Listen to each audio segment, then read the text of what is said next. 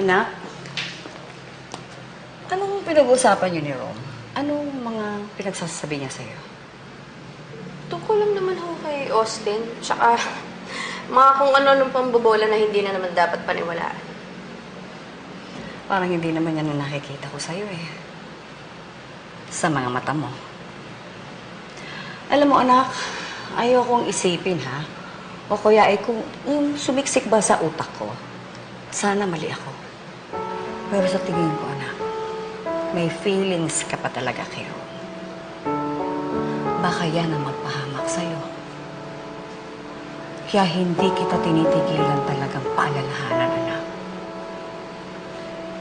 Hindi ka lang nila itinulak sa bangin ni Georgia at ni Rome. Pinatay ka nila, anak. Sa puso mo, sa kaluluwa mo, at ang buhay mo. Huwag kayo mag-alala na hindi ko naman nakakalimutan.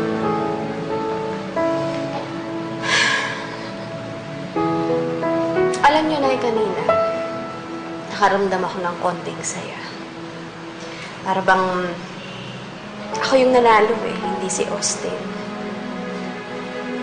Pero sa dulo nun, nagsusumigaw yung katotohanan na malayo ang loob sa akin ng anak ko. Para bang ang hirap bawiin ng mga panahon na nawalay siya sa akin. At si Georgia at si Romong may kasalanan ng lahat ng yun. Tama kayo na eh. Hindi lang nila ako sinaktan.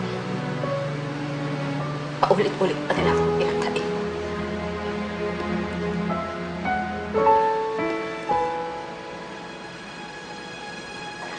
Hindi yun ako kailangang paalalahanan ay. Malinaw na ako sa akin ng lahat. Siguro nga, minsan,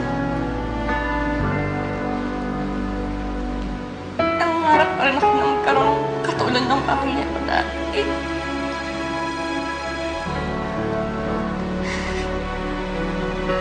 Pero wala na akong mapaghuhugutan na.